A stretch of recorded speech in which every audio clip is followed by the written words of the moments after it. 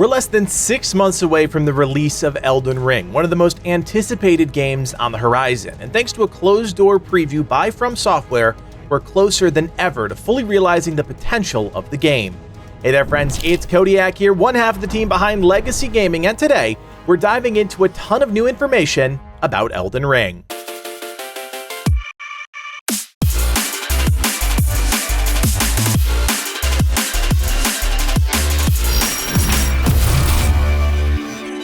Each and every day we inch closer to the release of Elden Ring, but before that fateful release day arrives, there are still so many questions we need to answer. The team behind the game, From Software, recently held a hands-off preview session of the game where they invited a number of news outlets to see various portions of the game, still in development. To be clear, Legacy Gaming was not invited to that event, but that won't stop us from bringing you all new details about the game. Combining information from news outlets like IGN, Fextra Life, Kotaku, and more, we're able to fill in the gaps and answer some of the questions you might have had up to this point. Elden Ring is an open-world game. That fact has been known for quite some time.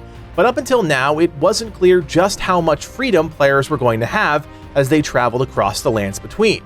Exploration is at the heart of any good open-world adventure, and it seems like that is going to be a strong, central theme of Elden Ring. According to multiple articles and videos, one simple change is the real catalyst for this new sense of exploration in a Miyazaki game: jumping. And while it was present in Sekiro, its introduction into a Soulsborne game seems to have a profound impact on the player experience. Of course, when you implement jumping into a game, it completely changes up the way you have to design the world. And it seems like From Software is taking that challenge head on, creating discoverable locations that are far off the beaten trail and rewarding players for their curiosity. The simple implementation of jumping will forever change the nature of Soulsborne games, but one other change might make the most meaningful impact on the player: the introduction of a map.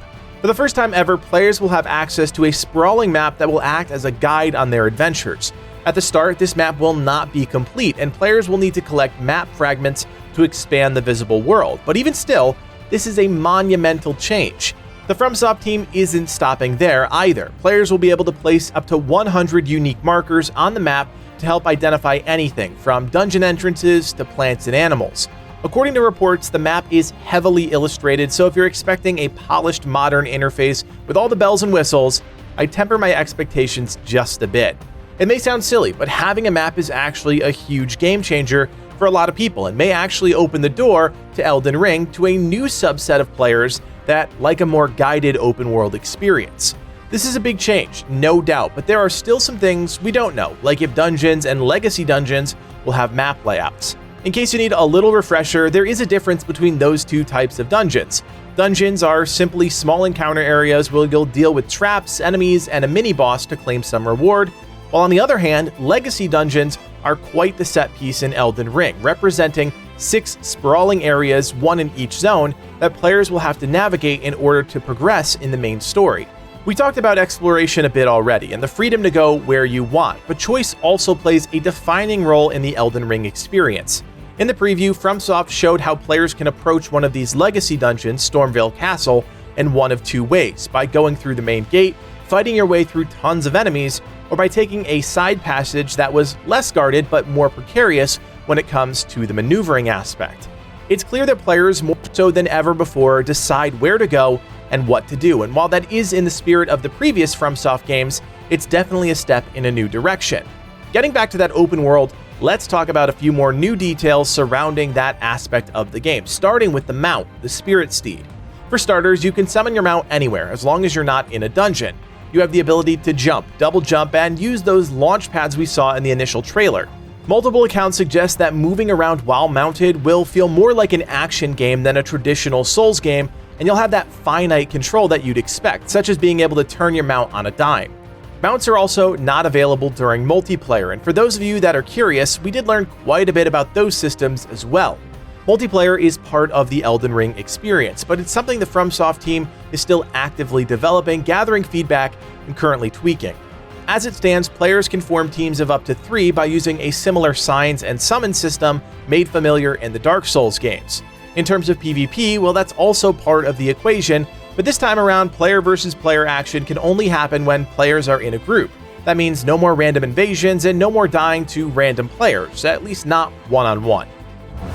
Elden Ring is a new adventure, but it's clear that it's a game FromSoft has been building for decades. Players that are familiar with Dark Souls, and particularly Dark Souls 3, will notice a staggering amount of parallels between the two games.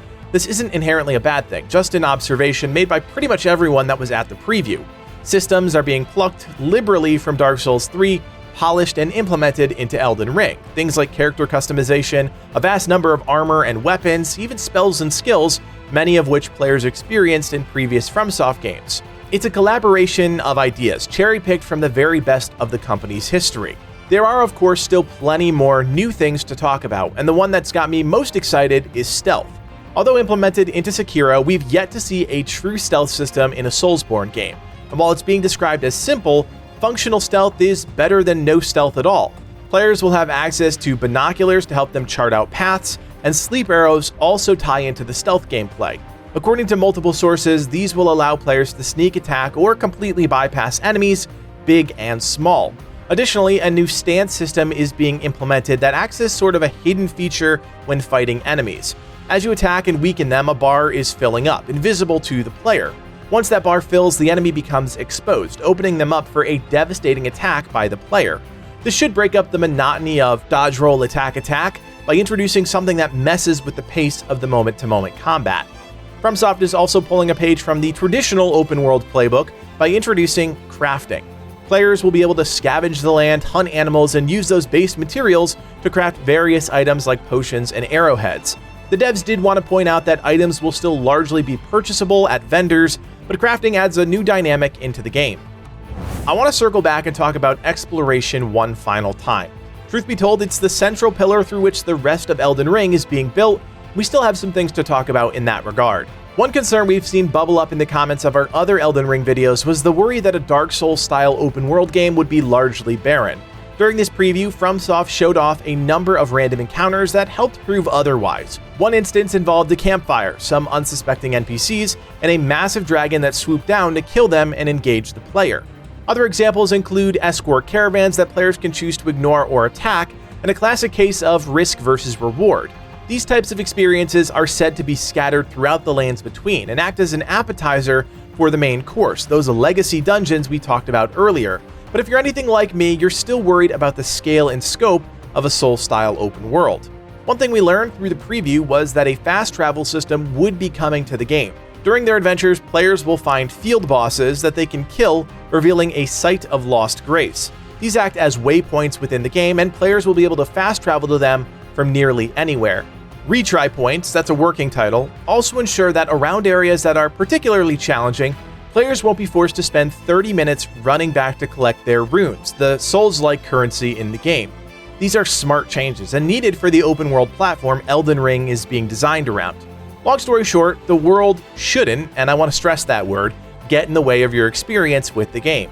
These bite-sized chunks of content are never true representations of the final product, which is why we'll have to wait and see how it all pans out on January 21st. So I just threw a lot at you guys, and that's unfortunately what happens when devs do these preview info dumps. But I think a quick summary would help wrap all the info up in a bite-sized chunk. Elden Ring is leaning hard into the open-world nature of the game. Exploration and choice are central themes within the game, and they'll be driving forces behind nearly everything players see and do. Everything else from the character customization to the combat to the dialogue will feel familiar, albeit refined and tweaked, and pulling inspiration from their decades of experience with Souls games, Miyazaki and FromSoft are creating their masterpiece, combining their best ideas from previous works and blending them together to create Elden Ring. We still have miles to go before launch, and while there are a few details we couldn't quite wrap into this video, I encourage you to check out some of the incredible reporting by other news outlets, because if you're anything like me, you just can't get enough Elden Ring. If you are excited about the game and you love watching videos about games you're playing, we've got you covered. Livin and I plan on covering Elden Ring in depth when it releases on January 21st. So if you love boss guides, build videos, and new content almost every single day, do me a solid and hit that thumbs up and subscribe. We'd love to have you join us for our adventures in the lands between. We also invite you to join us on Discord. Our community of nearly 7,000 is spread across dozens of great games, and you better believe we'll have a special section dedicated just for Elden Ring, where you can talk about the game, stay up to date with our videos, and share your favorite builds and loot. To join, check out the link in the description below. Finally, if you like everything we're doing here at Legacy Gaming and you want to help us out even more, you can now do so by becoming a member. For just a couple bucks, you're helping evolve the channel, take our community to that next level. Check out the join button below to learn more. My name is Codiak, and from everyone here at Legacy Gaming, thanks for watching, and play on.